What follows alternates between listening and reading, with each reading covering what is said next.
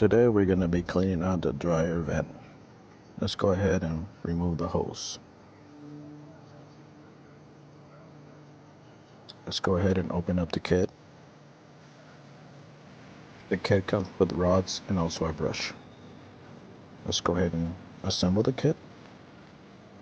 Use as many rods you need to be able to get to the vent. Go ahead and use a drill on the impact and go ahead and insert it. Vacuum all the lint that comes in. Keep adding rods to get to the top or to the side of your house, wherever the vent ends.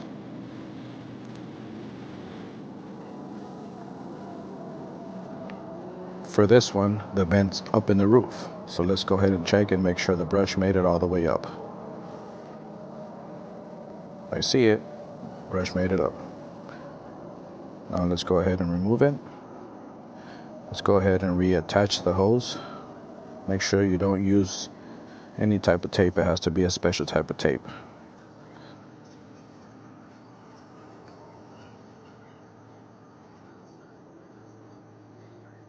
Link for the kit is in my bio.